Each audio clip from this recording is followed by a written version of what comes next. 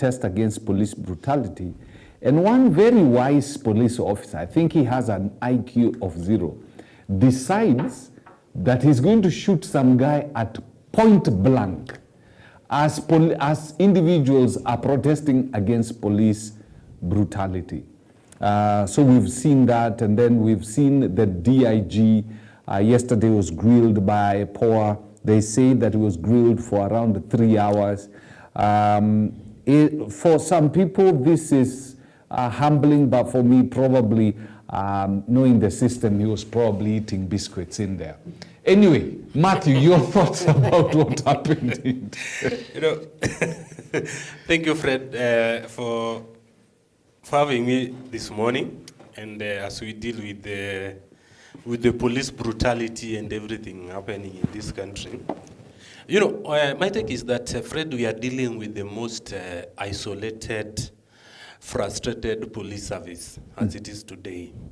The police service is frustrated. Yes, it's frustrated, and they feel so much isolated. This is a lonely people. As it is today, everybody's against the police officers.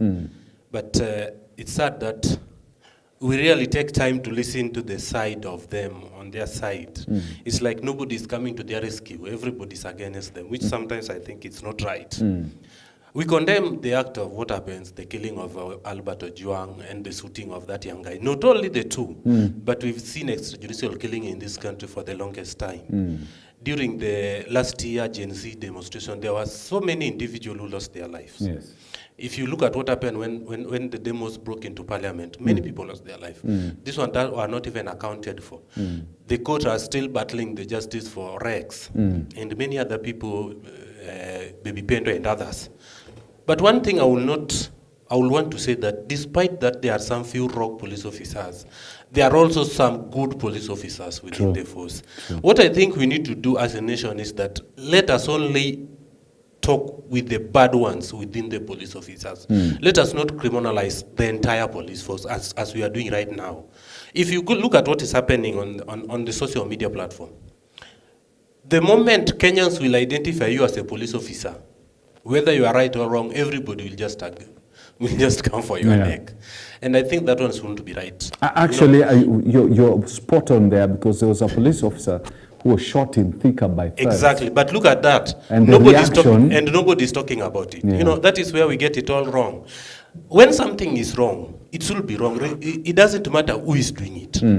Whether it's a police officer doing it or even the citizen. When a police officer did something that is wrong, I want to beseech Kenyans that let us only focus on that individual.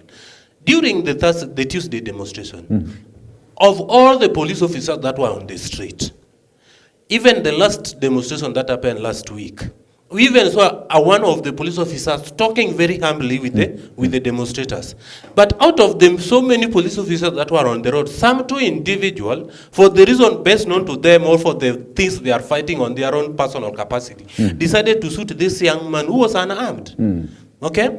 As such act, as Matthew, I will not want to bring the entire police force into the picture. I will deal with the two individuals. That I did, the National Police Service did a very good thing. Those two individuals are, as we speak, are arrested and in the police custody, awaiting to be arraigned in court. But when we now decided to criminalize the entire police system, we are frustrating these guys. But Fred, you and I know that the police officers are doing the most credible job in this country. The peace we are enjoying in this country is because of these police officers. The best we can do as a citizen is that we need to encourage them and we support them. If one of them is not doing something right, then the action should be taken against that individual. Not only the police officer. I don't know where this hunger and the rage coming from. We've even seen in the teaching fraternity, Fred. There was a time that some few teachers were involved in some ungodly act. One happened in Mombasa. You remember that child that was killed because of chapatis. Another one happened in Kisii, I think if not Kisii, then Nyamira County, whereby some teachers were recorded doing some ungodly thing with the kids and they were laughing. The Teacher Service Commission took action against such teachers. We did not criminalize the entire teaching fraternity. Why is it that when it's come to police officers, then we want to bring every police officer on board? I think that as Kenyans, let us learn to deal with individual and people to take individual responsibility without hiding behind others. Okay? And for the case of Albert, I find it You, somehow... you should have been the police spokesperson. I don't think Matthew would have told us that this guy hit his head on the wall. No, I would have not, because I will say it the way it is. Maybe you can recommend me for the job if you have the contact of the IG. I can do better. Yeah. And because I'm a civilian, so at least I won't. Yeah. I'll just say it the way it is. Because when you look at the case of Albert Fred, for the DCI junior officers to drive from Nairobi all the way to Migori County, arrest that young man, took it to Mawego police station, from Mawego to Nairobi Central Police Station, and all those happened. These guys were acting under order from a very senior individual within the police. Okay? We don't know where the orders come from. We've never seen any of them being arrested. But these junior officers have now been used as a sacrificial lamb. Why can't we face the real problem instead of taking painkillers? Okay, as much as these junior officers committed the act, but who was behind this thing? Okay, during the demonstration that happened on Tuesday, we saw goons on the street. Yes. Who sent these goons? Who gave police the orders to protect the goons? It is alleged that Sakaja, I don't know, it's alleged. It's alleged. Yes, it's Then alleged if that it the is government Sakaja, why of can't we go Nairobi after that Sakaja? is the one who sent them to the street. Are we trying to tell us that Sakaja is innocent despite the allegations? No investigation should be done against Sakaja. No arrest has been done up to date. But Sakaja is innocent despite the fact that the allegation is that he funded and sent the goons. But the police officers who are on the street, now we want to criminalize the entire police station. Fred, let us not lie to ourselves. Yes, At least as much as there are some few individuals, Yes. and I'm not supporting the act, the extrajudicial killing by the police. No. My point is this, and let me not be misquoted. There's a lot of mob justice. Yes, let us take individual responsibility. If today our cameraman here, Alan, is on the wrong, we will not go after the entire EBN camera department. Yes. We'll just face Alan as an individual and say, Alan, you are handling this camera and we found it at a fault, and give us the explanation. Okay? So, if we are going for the police department, I want to be said that let us not criminalize the whole police department. Let us go after the individuals. Gaira, we saw very disturbing, situations and pictures. Yes. Where a whole gang of motorcycle, individuals, I'm told they were given, their pikis were filled with fuel, and then they were given 2,000 shillings. And then they were carrying these individuals who had, sticks, like axe sticks. Yes. And they beat up people in town, they stole from people, and it's alleged. And coming from the guys themselves, it's alleged that Nairobi Governor Johnson Sakaja is the one who sent them to the streets. Fred, it's very unfortunate that African leaders just never learn, or at least from each other, at the very least, because we are neighbors and we've seen what has happened in our neighboring countries. Fred, for those who have memory, would remember that al-Bashir, the president the former president of Sudan, and he was a president for very many years, almost 26 years. In his fight and in his quest to calm things down in Darfur, his government, his regime, opted to use private militia to be able to settle personal scores in the Darfur area. And that's where he found a camel herder there called Hemedi, a local boy that was just a street boy around the area. And he was used to put together young boys who were supposed to purportedly defend the resources of the people of Sudan against local rebels within the same place. And so they kept empowering Hemedi and the gangs in that particular place by giving them money and then making sure they have weapons to be able to contain the others. Problem is, when you're dealing with a force that is not disciplined, is that after the exercise, it's hard to hold them to account. Because with the police, we can track you and track your police number and get to you as a person. Yes. But for those gangs, Fred, after that assignment, nobody knows where they went. Yes. You understand?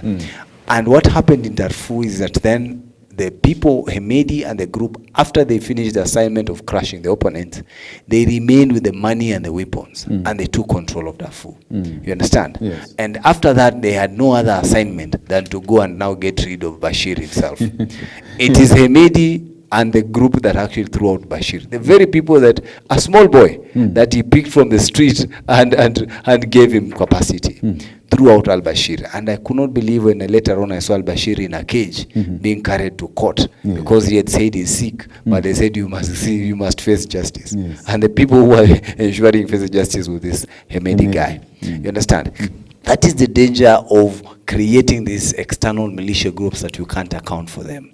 And it's unfortunate for a country like Kenya, which is the only existing democracy that hasn't yet faced those massive pitfalls around the area. Because Somalia and Ethiopia and Uganda and all this Rwanda and Burundi, and now Tanzania, where you're seeing an opponent being jailed just few weeks to the elections, you understand? A leading opposition leader, whom I think in Kenyan context would be a national security issue, because it just doesn't seem fair, and it tells you how the system is. It means of all the 7-8 countries that we have, then Kenya is the only place where there's some level of civility. You understand? And you wouldn't want to have a situation where now you have gangs that can be able to be recruited openly like that, and nobody is being held to account. It's a laughing matter as of now. But when such groups now take their own formation, Fred, even these characters who pay them will not survive what will happen to that. It's unfortunate, and I pray that Kenyans can continue being vigilant, because as I've said, now that we lost even parliament, the only true opposition leaders we have are the Kenyan taxpayers. And for a situation like this, because this is a national security issue, it has to be taken and contained in record time so that we do not make it normal. Because you quoted Sudan. Haiti is also the same thing. Absolutely. Haiti gangs were, empowered by people in power to contain others, and then they just became a mongrel, developed a life of their own. And now these gangs are the ones that are causing an entire nation sleepless nights. Absolutely, because there's a reason why the Kenya Police Service and actually the military, the security organs, because it's not just a police service, you have the KWS, KFS, all these are security units that are handling different factions of our security.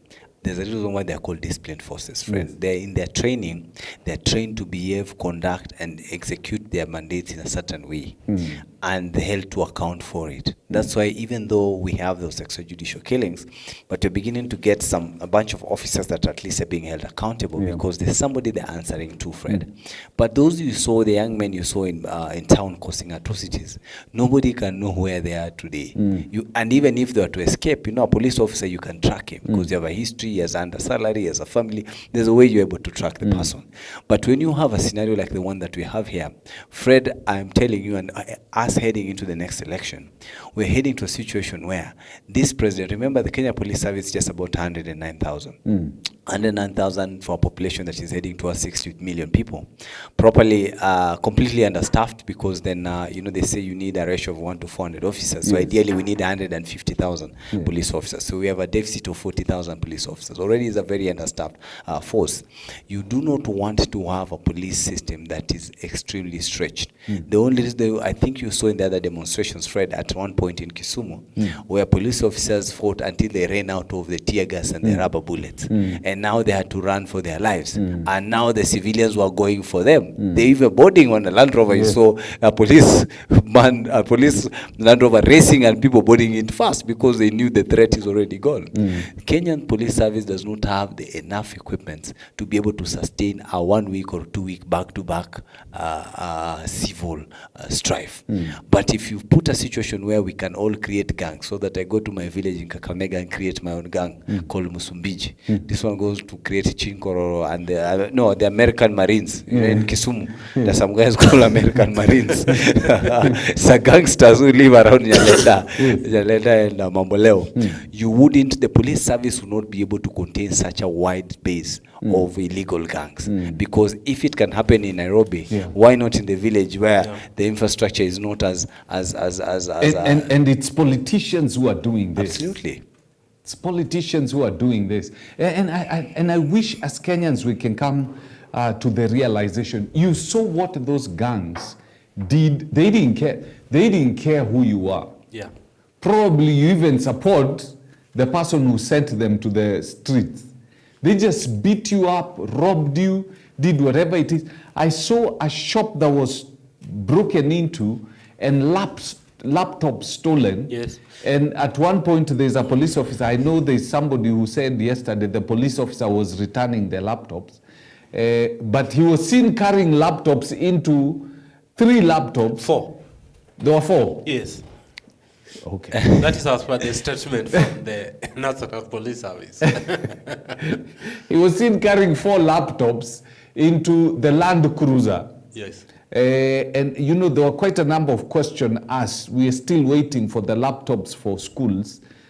So the question was he taking it to the schools or something? No, Fred, I think now you want now to... This gentleman says that... He was returning. A shop was robbed. Okay? And he recovered the 4 laptops. You know, amidst everything, there was chaos. Yes. The only safe place these police officers could run to was the police van. And they said that the laptops are safe in Central. What has now become a crime scene, the Central Police Station. So and they were waiting for the owners to come and claim these laptops. Did that report come after a picture had been taken? Or how would anyone have known that the laptops are at the police station? But do you know, the good thing with Kenya is that we are even faster than the media, because we know so many things before even... That is how our social media works. The thing is this. How would the owners have known that the laptops are at the police station if no picture of the officer was taken? There is but no, that is why we have EBN to tell us what is happening. But either way, before the EBN news reporters run to the ground, we've already known what is happening. So at least there is no any hiding place for such kind of police officers. So at least that's how things work in Kenya. Yes, that is the Kenya for when you. You said the staff is in safe custody. So they were secure. So they took that picture. So if there was no picture that was taken of that police officer, do you think the laptops would have been given back to the owners? Yes, I believe so. And you know, I'm saying this guy should have been made the police spokesperson. And you know, we are in one of the cities with so many CCTVs on the street.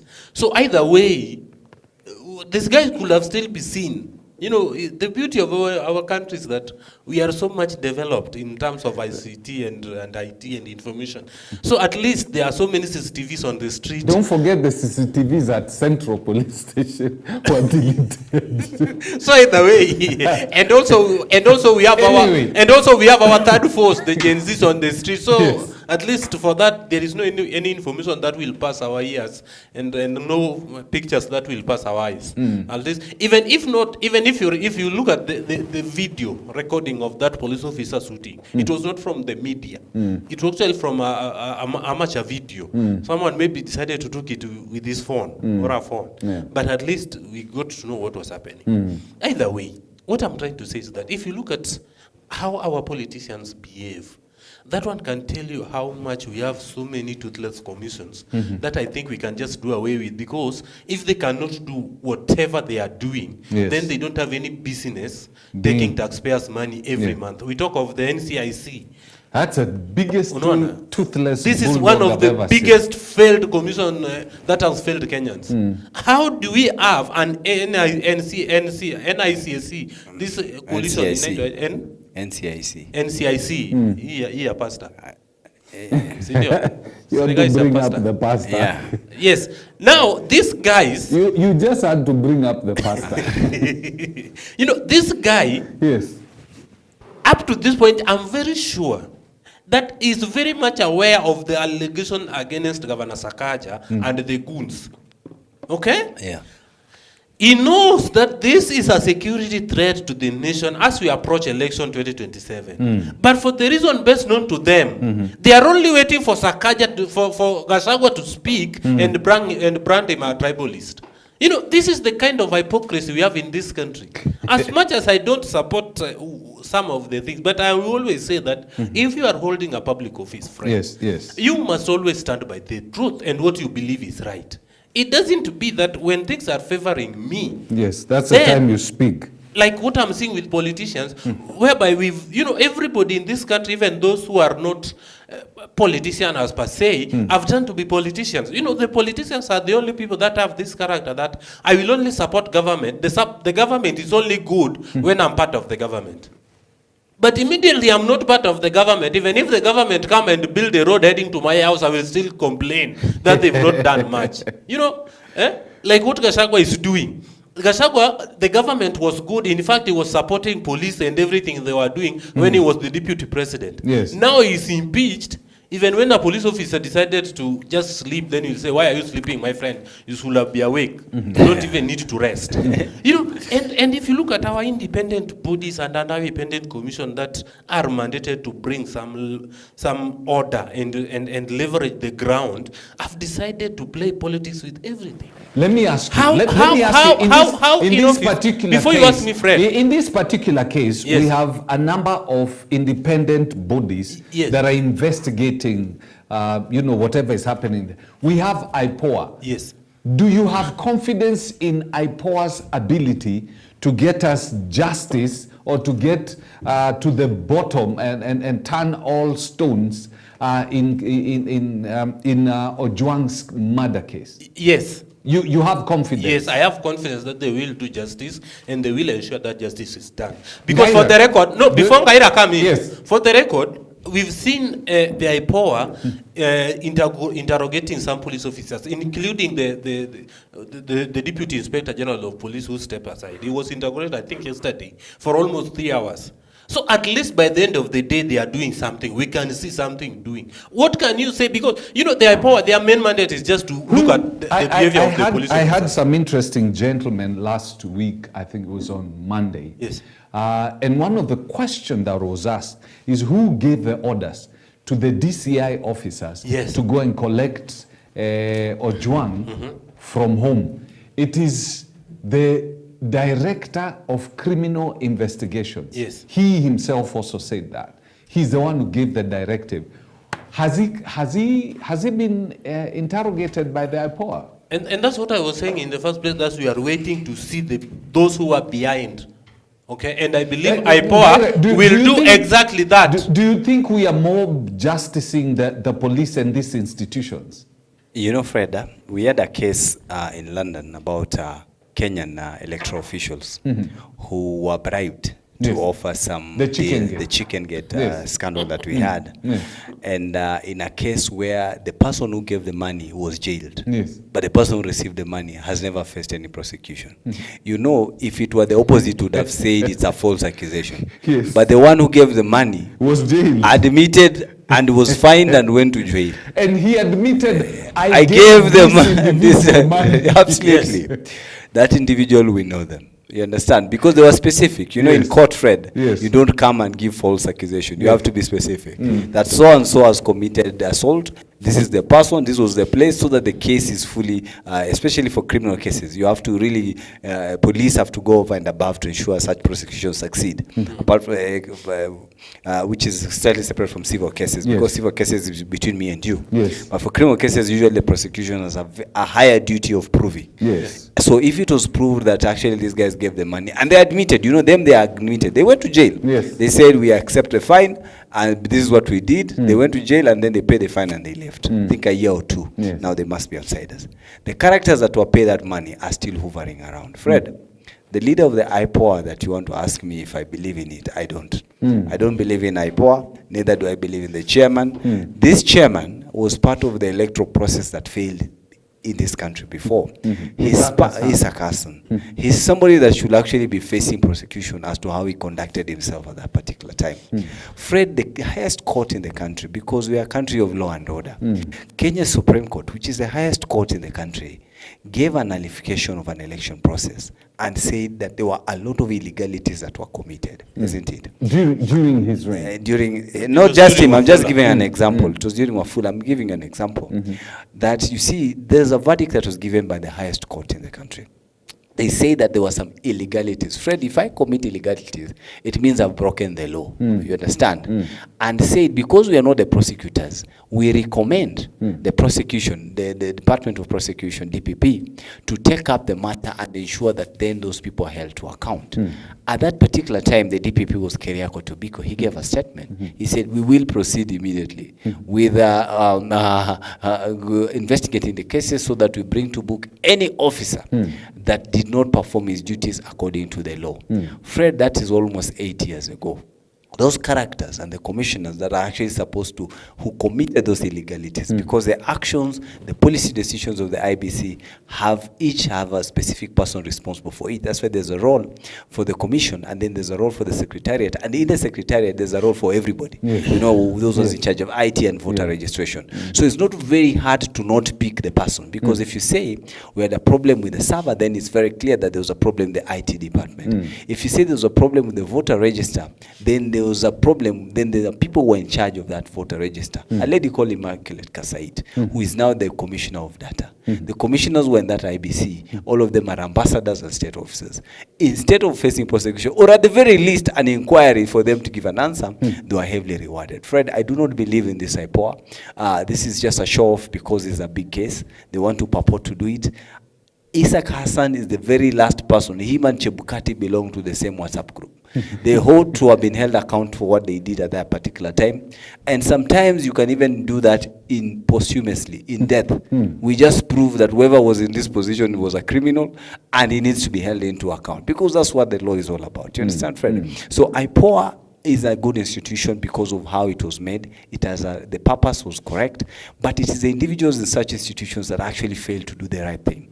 Fred, I've always said I have no problem with the IBC. It is the individuals in the IBC who we have a problem with. So it doesn't matter how many times we reform and form IBC. Fred, as long as the characters that are going there are characters who are tainted, because IBC is a national security issue, Fred. Every time we have an election here, we lose lives. I do not think there's any Kenyan who enjoys seeing other Kenyans die. And so IBC is one institution that we need to take seriously.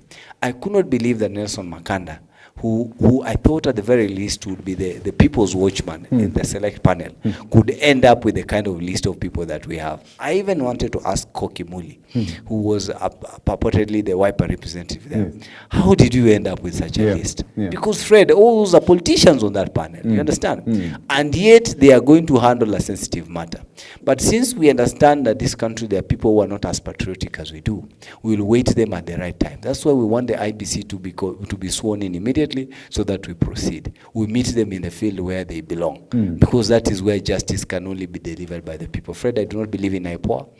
The people within the institution of IPOA, even though IPOA is attempting to do the right job, but they're likely not to get anywhere, because this is just a show-off, and it's supposed to just manage. Remember during the first press conference, they were all there. There was IPOA. Now you're telling me. The DIG himself was there. The IG, the Director of Criminal Investigations was there. I mean, the whole. And now, Fred, you want to tell me the Isaac Hassan who was in that press conference is supposed to jail the IG that was right next to him. Fred, it's not possible. It's not possible because Kenya, you know, I've said many times that we don't have a shortage of laws. We have enough laws to deal with everybody, including this rogue president, because the Constitution provides a way of holding this president into account.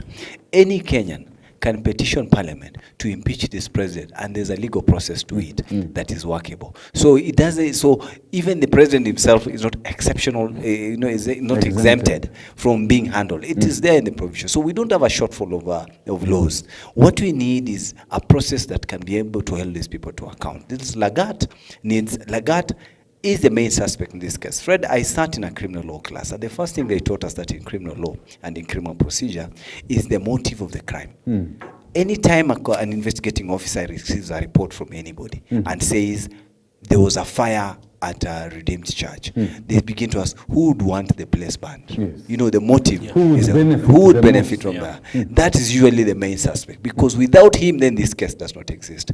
You understand the case of Ojwang, without Lagat, and he has admitted that he complained. Yes. He is the main complainant on this Ojwang's case. Yes. He is the person who actually should have been interrogated the first one, and not these other characters that came afterwards. Yes. Because without him complaining, as you said, because I know, and my assumption is that he did not complain in writing, because I know how sometimes with status, you just call and say, nitafutia huyo kijana. I do not think he went and wrote, maybe just because it became a big case, they tried to formalize it and say, you know, that he wrote to the DCI to complain. But be that as it may, in all criminal cases then, Fred, any person who understands criminal law will tell you that the motive, when you're trying to solve a criminal case, you look at the facts of the case and who would want to be the biggest, who has the highest interest in that particular case. As I was saying, on Monday I hosted a couple of gentlemen, and one of them is an ODM official who told us that he sent people, remember there are two individuals who had been arrested over the DIG case. One of them was being held at Kamkunji. So he had sent some of his people to go and check on the guy. When he went there, they were told the first instance, they were told nobody's been allowed to go and see the dude. So you know ODM guys. I love these guys. They are sticklers for what they want to do. That's the beauty. So they went and came back again in the evening. Now, in the evening, they were told that the visitation time they had come was only for visiting women. I've never heard that in any police station, that their visitation, visitation is divided, that there is one for visiting women and the other for visiting men. So they went and they were told, now, it's only women who are being visited, so you cannot see that guy. So the guy was, after, you know, the Ojwang thing blew up and it became a whole, a big case. He was taken to court, discharged, no charges laid on him. And he disappeared. So 2 individuals had been arrested over the same case. One released because the other one died. So that, you know, you don't have so many things happening. So there is a motive. There is a motive in when you look and that's what happens in all criminal cases, right? That's what I'm telling you, to just answer your question, is that then Lagat becomes the main suspect of this case. And when you look at the approach that IPOA is taking, it's like they're giving somebody some privilege, which shouldn't be the case. Criminals do not deserve privileges, but they have rights. And so Lagat should have been the first person to actually be interrogated, because that's where this case begins from. There's no Ojwang's case without Lagat. You understand? It doesn't exist. And Fred, in criminal law, there's something called mens rea and actus rea. Mens rea is now who planned, who could have wanted the person to die.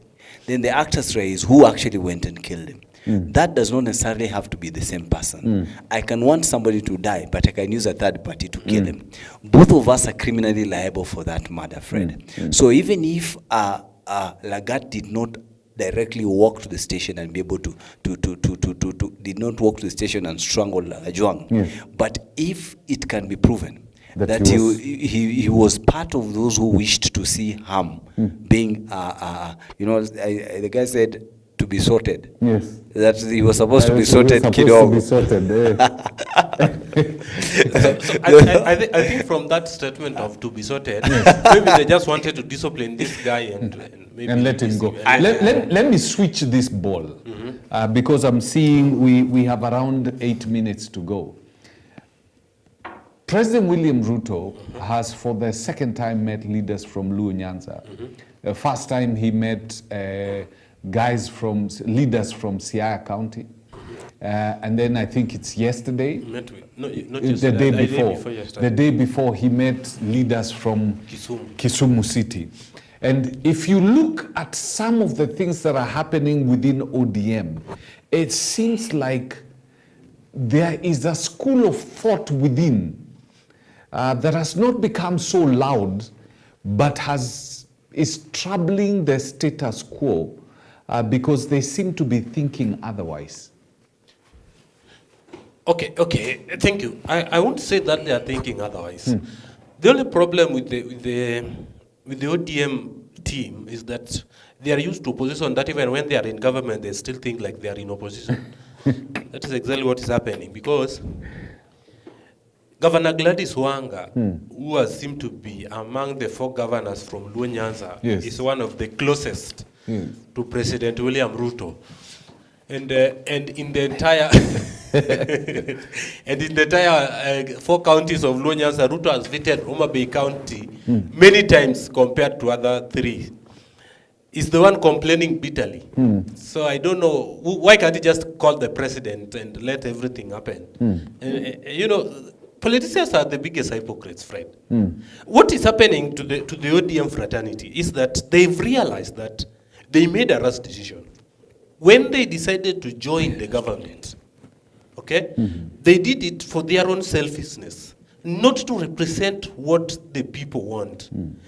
But now they realize that they are struggling on the way to please their supporters who are not happy with the government, and also to please their master, who is the president. So that is the kind of dilemma they are in. Okay, they find themselves in the kind of a dilemma whereby they don't know how to get out of it or to stay. One of their feet is in, another one is out. Because if you listen to them, some of them are trying to behave as if they listen to the people or they are with the wananchi. And the other part is trying to please the president. That is exactly what's happening.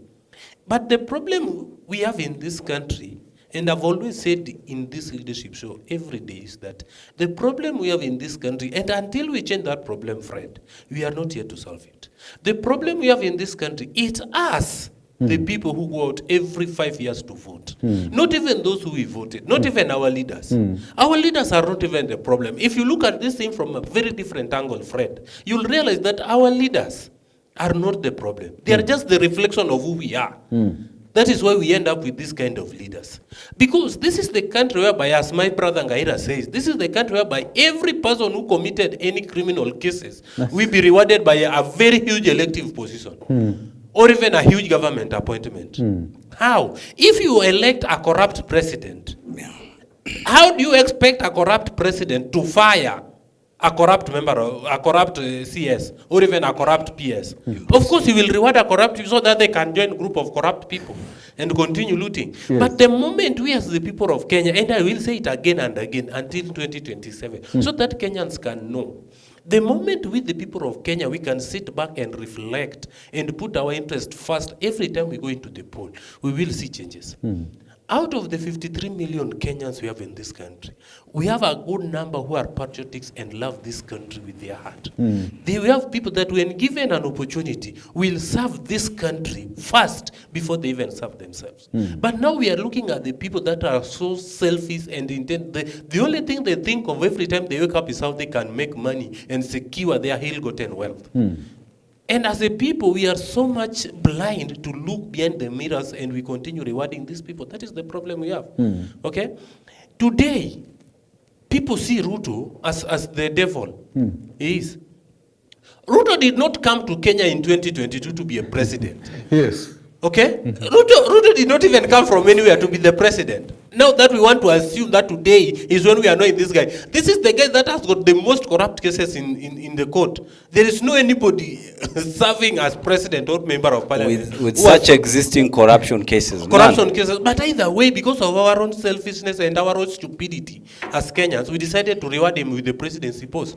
Did we expecting any miracle that even Jesus did not perform? Let us ask ourselves questions, Fred. In Sirisia, where my brother Ngaira comes from, the member of parliament for Sirisia, what's his name? Waluke or something. Before 2027, Waluke was charged with the corruption cases after he has messed up with the CDF money, around 300 million. That was between 2017 and 2022. How did this guy be re-elected in 2022? Today he's serving as a member of parliament.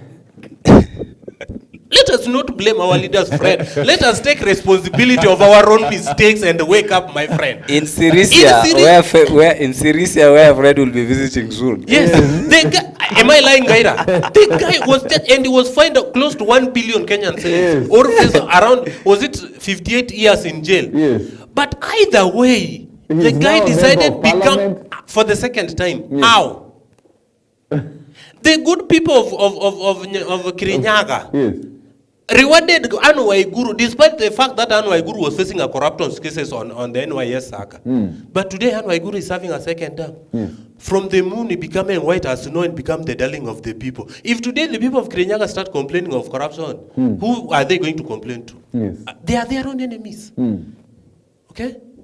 So sometimes, Fred, we need to think as Kenyans. So we are the problem. We are the problem. And I will say it again, even next Friday, I will still say it, Fred. Yes. Let us change, because I can see what happens in 2022. We are about to repeat the same mistake in 2027. Okay? We are about to repeat the same mistake, because when we always go to the poll, we don't go to the poll with our problem on our back. Yes. But we go to the poll with a vengeful heart.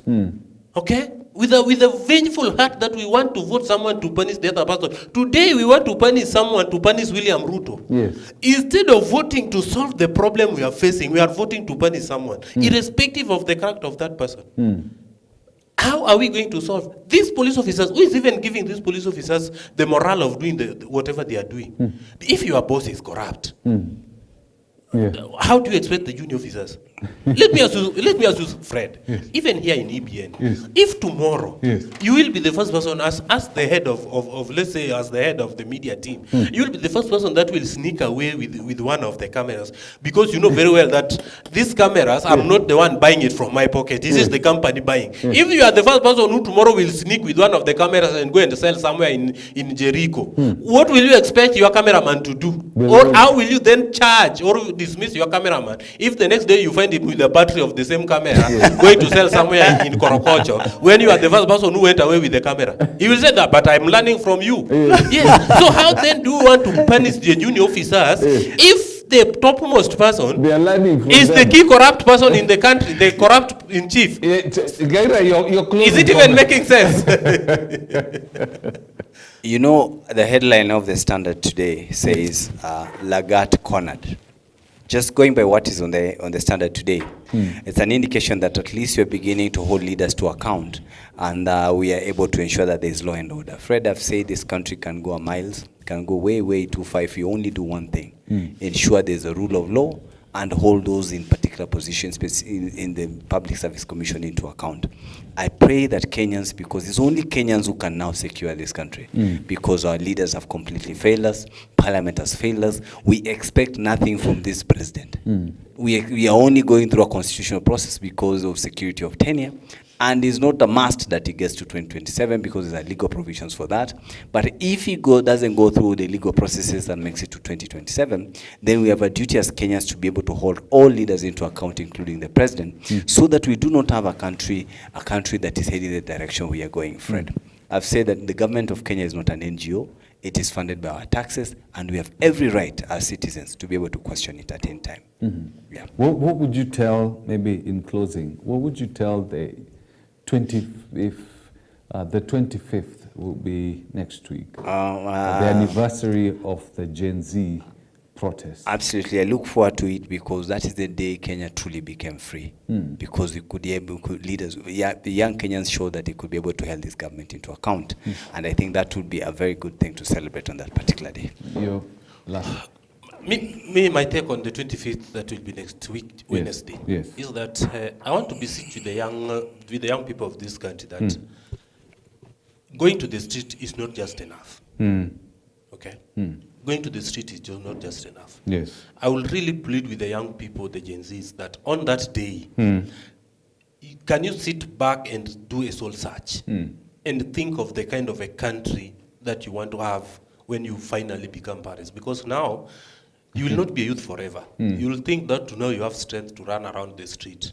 But trust me, when you start having those 2-3 kids, my friend, the responsibility will be real, and maybe the stress on your head will not even allow you to go to the street. You went to street kulia because you can't run in the house. But I want to think that now that they are at their youthful states. Let them sit back on that day. Do a soul search. Okay? And ask some important questions. It is the youth who are the enemy of the fellow youth. When we look at the street last week, there are youth beating fellow youth. Okay? When politicians come out to create chaos, they use the youth. Okay? When everybody wants to do anything to a fellow youth, they will still go for the fellow youth. When they are using those youths who are jobless on the street, their youths, who are their children, are somewhere enjoying an all-time booked holiday somewhere in a very good place across the world. So I want to plead with the youth that on 25th June, going to the street is not just enough. Shouting Ruto must go is not just enough. Shouting one term is not just enough. But take time, do a soul search, and ask yourself, who are we going? Who is that leader that will help us solve the problem we are facing? When we are going to vote, are we going to vote because whoever is on the ballot comes from my tribe? Are we going to vote because someone has paid goons or someone has paid me to vote for him? Are we going to vote because I love my political party? Or are we really going to vote to change the struggles that those youths who lost their lives were fighting for? If we achieve that, I think even those youths that lost their life during the demos will now rest in peace. Okay, beautifully said. You know, we have our country. This is the only country we have, by the way. There's no Kenya B, it's just Kenya. So whatever we do, we must remember that the Kikuyu say that you don't, I'm trying to look for a sanctified word. You do not mess on the bed that you're coming back in the evening to sleep. You don't do number 2 on it. So let us not do number 2 on this country, because this is the only country we have. This is the only country we have. And we need to pray for this country seriously. Sindio? Sawa sawa. With that, we bring the curtains down on the show. To have yourself a lovely morning.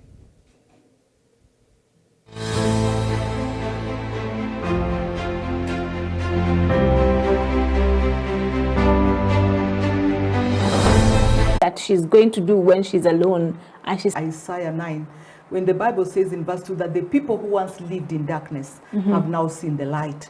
And so this is a woman who once lived in darkness, but now the light has come. Why did the light come? Number one, I want to say that this woman is a destiny bearer.